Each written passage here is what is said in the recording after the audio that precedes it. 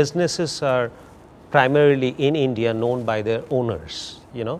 There are very few businesses which are actually the brand is larger than the owners. And you had been at the topmost position in a very respected, reputed bank.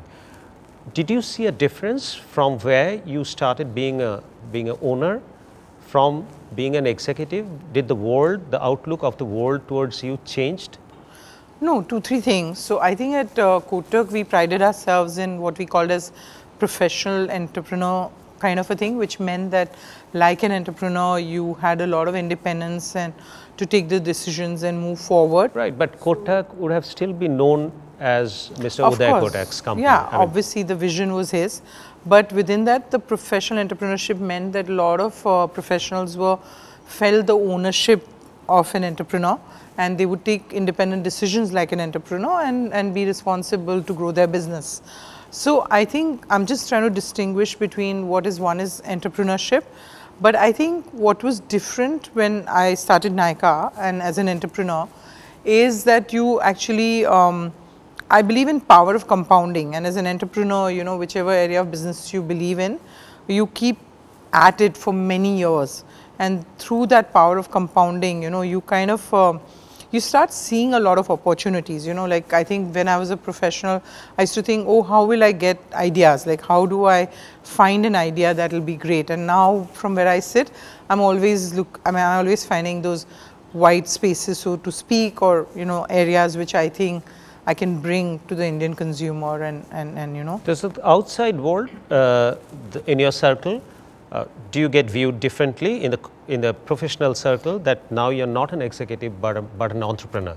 Is there a difference in the kind of respect that the world gives you as an entrepreneur compared to as an executive? I haven't looked at all that, but if you ask me what is that one differential skill of an entrepreneur is that they're risk takers and they do take open-ended risk, and it's not possible very often when you embark on an entrepreneurial journey, especially early stage entrepreneurship, it's not possible to, you know, so-called dot all the I's and cross all the T's, and you do take a lot of open-ended risks based on a belief, and obviously you're always surrounded by a lot of naysayers and you still move ahead with your belief. So I think in many ways you can call it a vision or you can call it a passion and a belief in yourself that you don't allow others to destabilize you and you keep pursuing your path.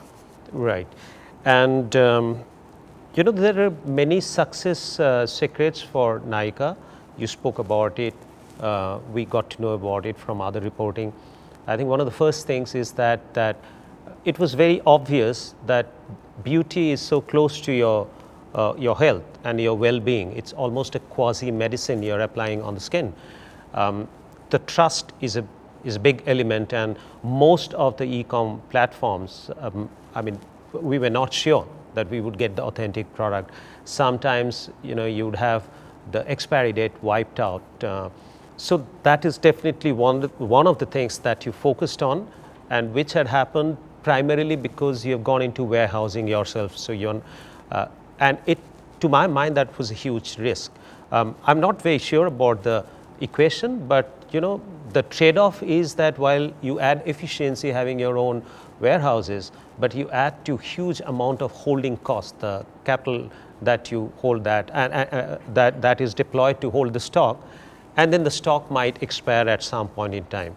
So how does this equation work in terms of efficiency and the holding cost? So I always felt that we need to do a lot of heavy lifting on behalf of our consumers, so that we are a very consumer-centric business and we always solved it from the lens of the consumer.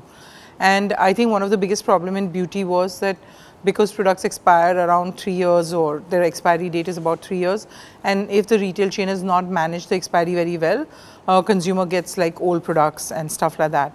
And a typical symbol of trust is usually a banyan tree, and I used to, in my early days, wonder that how will a young company look like a banyan tree. You know, banyan trees are hundreds of years old. So I think, but you know, we got consumer trust very quickly because I think Nykaa believed in authenticity, and authenticity brought us trust and you know, being and saying who we are. And there were a lot of early conversations where we would say that If you're saying up to 30% off, at least 30% of the product should be 30% off. Can't say 60% off and then have only one product at 60% off. So we got a lot of consumer trust through what we call as Nykaa value system, which was very authentic and being true about the conversation we have with our consumers.